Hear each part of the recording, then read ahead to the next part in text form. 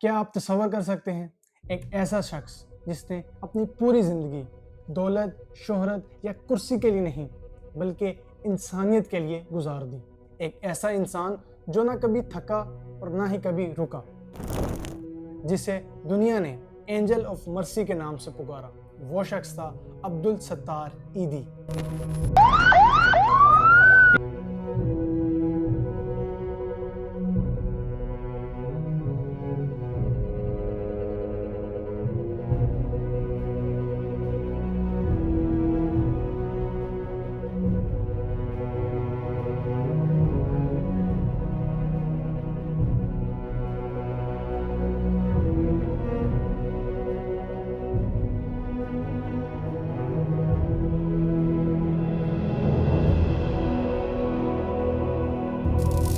अस्सलाम वालेकुम दोस्तों, मैं हूं नदीम राजा और आज हम बात करने जा रहे हैं उस शख्सियत की जो सिर्फ पाकिस्तान का ही फ़ख्र नहीं बल्कि पूरी दुनिया का फ़ख्र है। अब्दुल सत्तार ईदी 1928 में गुजरात, इंडिया में पैदा हुए। बचपन से ही उनका मिजाज थोड़ा सा अलग था। जहां दूसरों बच्चों का शौक खेल कूद में होता था, वहीं ईदी साहब दूसरों की मदद करके खुशी महसूस करते थे। उनकी वालदा अक्सर बीमार रहती थी, इसीलिए वो हर वक्त उनकी खिदमत में लगे रहते थे। यही वो सफ़र था जो उनकी पूरी ज़िंदगी का रास्ता तय कर गया। 1947 में पार्टीशन के बाद वो अपनी फैमिली के साथ पाकिस्तान आ गए। यहाँ ना पैसा था ना रिसोर्सेज, लेकिन दिल में एक जज्बा था इंसानियत की खिदमत। कराची आने के बाद ईदी साहब ने सिर्फ 500 रुपये से एक छोटा सा डिस्पेंसरी शुरू किया, जहां लोग आकर अपनी अद्वियात लेते थे। लेकिन असल में वो अद्वियात से ज़्यादा दुआओं और तसल्ली से लोगों को ठीक करते थे। जल्द ही ईदी साहब को समझ आया कि लोगों की ज़रूरियात सिर्फ अद्वियात तक नहीं बल्कि बेघर लोगों को घर चाहिए, गरीब बच्चों को तालीम चाहिए और लावारिस लाशों को कफन और कब्र चाहिए। यहीं से उनका मिशन बढ़ता गया। दोस्तों, आज ईदी फाउंडेशन दुनिया की सबसे बड़ी वॉलंटियर एम्बुलेंस सर्विस है।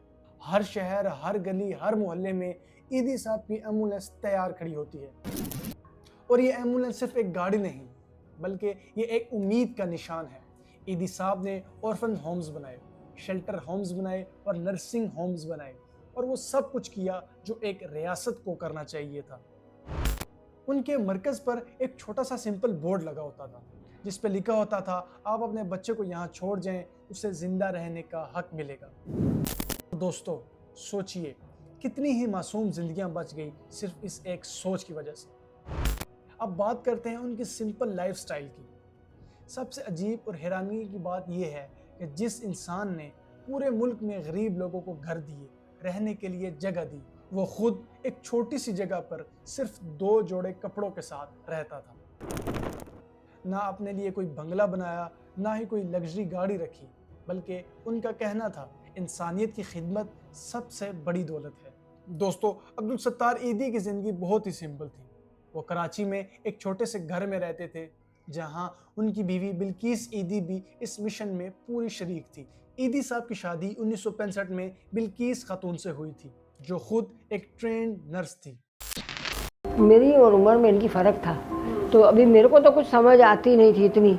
इतनी शऊर वाली होशियार नहीं थी मैं। कितनी लड़कियों ने तो मना कर दिया इधर शादी का कि तुम्हारी दाढ़ी है, हम नहीं करेंगे। तो मैंने मेरी माँ को पूछवाया ना, मेरे को माँ ने पूछा तो मैंने बोला कर दो ना शादी। दोनों ने मिलकर इंसानियत की खिदमत को अपना मकसद बनाया। ईदी साहब की लाइफस्टाइल में ना ही लग्जरी थी ना ही शो ऑफ था, बल्कि सिंपल जोड़ा और एक चप्पल थी और एक छोटा सा घर।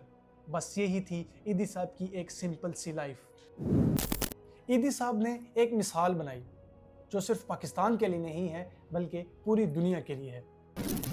आज भी जब भी कहीं पे एम्बुलेंस का सायरन बजता है तो लोगों के जहन में सिर्फ ईदी साहब का नाम आता है। एक दफ़ा ईदी साहब के साथ बहुत ही दिलचस्प वाक़या हुआ। वो कराची में अपनी वैन में कहीं जा रहे थे कि कुछ चोरों ने आकर उनको रोक लिया।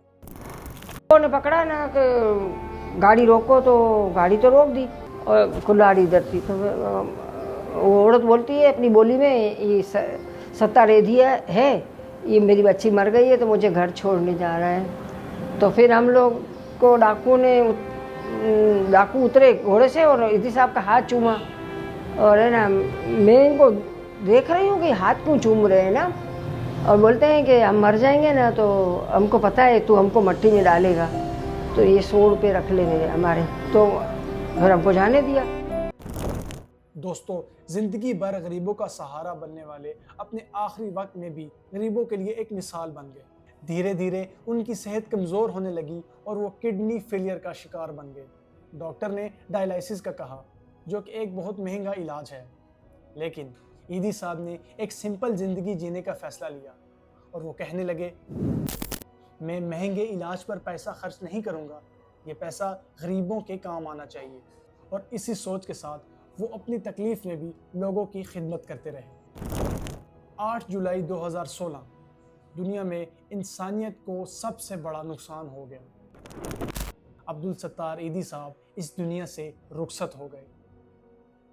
पाकिस्तान में गम की लहर दौड़ गई। कराची में राशिद मिन्हाज स्टेडियम में उनकी नमाज जनाजा अदा की गई।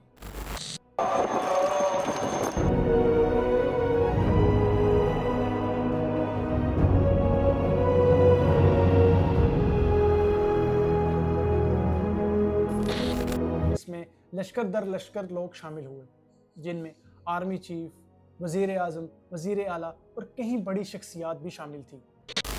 उस दिन पूरे पाकिस्तान की ज़ुबान पर सिर्फ एक नाम था और वो था अब्दुल सत्तार ईदी। ईदी साहब को स्टेट फ्यूनरल दिया गया, जो कि पाकिस्तान के चंद लोगों को ही नसीब हुआ है। उनकी अजीम खिदमात पर उन्हें नेशनल और इंटरनेशनल अवार्ड्स भी मिले। पाकिस्तान ने उन्हें निशान इम्तियाज़ से नवाजा, जो कि पाकिस्तान का सबसे बड़ा सिविल अवार्ड है। इसके बाद लीनियन पीस जैसे इंटरनेशनल अवार्ड से भी उन्हें नवाजा गया। लेकिन सबसे बड़ी बात, ईदी साहब के लिए ये अवार्ड्स या मेडल्स कोई मायने नहीं रखते थे। वो कहते थे, मेरी पहचान ये मेडल्स नहीं हैं, बल्कि वो आंसू हैं जो गरीबों के आंखों से दुआ बनकर निकलते हैं। दोस्तों, अब्दुल सत्तार ईदी एक नाम नहीं, एक सोच है। आज जब हम अपने आप को इस सेल्फिश दुनिया में गहरा हुआ पाते हैं, तो ईदी साहब की ज़िंदगी हमें ये याद दिलाती है कि असली ज़िंदगी सिर्फ पैसा और शोहरत नहीं, बल्कि इंसानियत की खिदमत है। आज सवाल ये है कि क्या हम में से कोई अगला ईदी बन सकेगा? अगर आपको लगता है कि हमें ईदी साहब की ज़िंदगी से कुछ सीखना चाहिए, तो इस वीडियो को लाइक करें और कमेंट में ईदी साहब के लिए एक छोटी सी दुआ ज़रूर लिख के जाइए।